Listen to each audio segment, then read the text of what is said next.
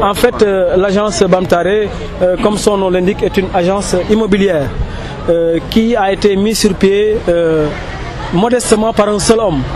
Un homme qui, après avoir émigré, avait eu quelques fonds. Et il a démarré sur fonds propres, sans apport étranger. Et quand je dis sans apport étranger, ce n'est ni un Français, ni un Indien, mais lui-même sur fonds propres, comme je l'ai dit tantôt. Et au début, il n'y avait même pas d'apport de banque. Il a commencé, c'était très difficile, petit à petit. Et aujourd'hui, en 8 ans, il a pu réaliser un immeuble sur fonds propres et gère au bas-mont quelques 500 personnes, bailleurs et locataires confondus. Je pense que c'est pour cela que dans le cadre du Yoonu Yokkute, Bamtare, c'est le développement en pulaar. C'est tout simplement pour cela que Bamtare a vu le jour et veut étendre ses tentacules au-delà même de l'immobilier, mais surtout sur ce qu'on appelle l'habitat social. Parce qu'il y a des personnes aujourd'hui qui sont des ouvriers, des caloreurs, des maçons, des mécaniciens qui ont réalisé beaucoup de maisons, mais qui n'ont pas de maison en fait. Maintenant, lui, c'est comme lui, il les emploie et que c'est lui qui les paie après un service rendu. Il dit, à chaque fois que je vous dois quelque chose après avoir carrelé, je vous prends une petite somme. Maintenant, au bout d'un certain temps, je vous donne votre terrain avec papier confirmé. Et à ce jour, nous sommes à plus d'une dizaine d'individus qui ont pu avoir un terrain et d'autres un villa sur cette méthode en fait, de travail. Dans l'ensemble, combien de maisons avez-vous dans l'ensemble, nous en avons 15 maisons. Mais ça fait plus d'une centaine. Ça fait plus d'une centaine. Dans la mesure où, je l'ai dit tout à l'heure, ils sont 500. Ce que, en fait, Bamtare a sur fonds propres s'élève à 15 dûment construits. Mais aujourd'hui, il y a beaucoup de personnes, ils sont nombreux, qui, depuis l'étranger ou bien au niveau du pays, après avoir construit, viennent jusqu'à Bamtare et disent, moi je suis un locataire, mais je vous confie ma maison. Vous êtes une agence, mais j'ai plus confiance en vous que sur ma propre famille. Parce que Omar Diallo est un musulman convaincu avec toutes les valeurs qu'enseigne l'islam et sur cette base qu'il a pu devenir un autre type de manager. Car aujourd'hui on peut être manager, avoir appris beaucoup de choses dans les grandes écoles, être un expert comptable en finance, mais la foi, ce qui fait qu'on ne touche pas ce qui vous appartient, c'est ce type de manager qu'on doit promouvoir, un manager doté d'une bonne dose de foi, et c'est ce qu'Omar Diallo a réussi. Beaucoup de gens se lamentent de la cherté. Sur la cherté du loyer, je pense que ce n'est pas par rapport au label Bamtare. Aujourd'hui, je dirais que les 3/4 des immeubles en location, vous pouvez visiter, vous avez le tableau Bamtare en bonne et due forme.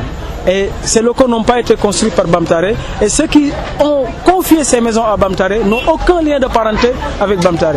Cela montre tout simplement qu'il allie l'efficacité, le prix et aussi, c'est important, le cadre de vie par rapport à ce qu'il fournit à ses locataires.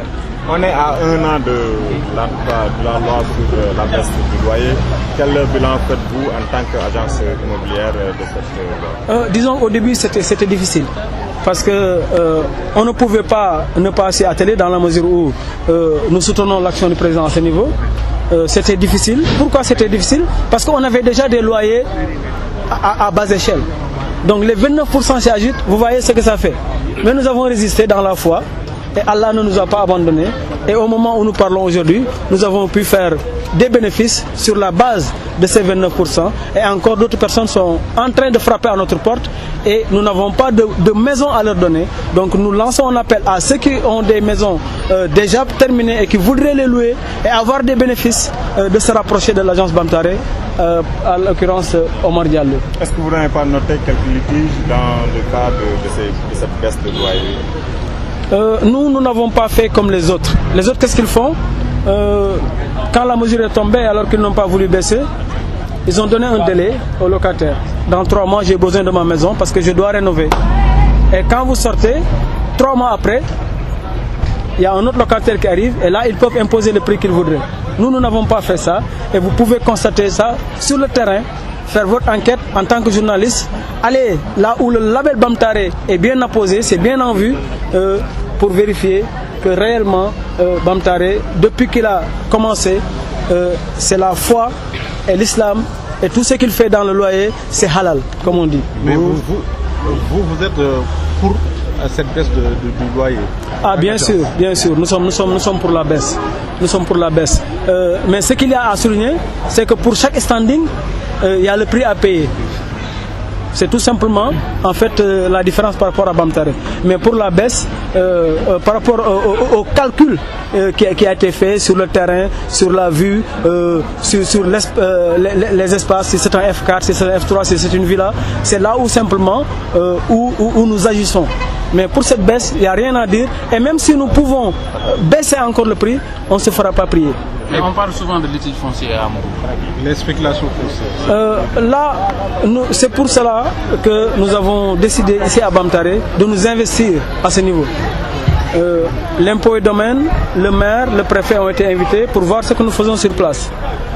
On leur a dit dans le discours de bienvenue du président Omar Diallo, avant d'acheter un terrain, de se rapprocher des structures habilitées.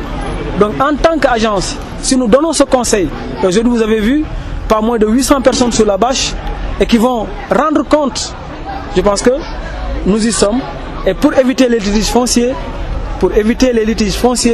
il n'y a qu'un seul remède, c'est de se rapprocher des structures habilitées et éviter autant que faire se peut ce qu'on appelle les courtiers.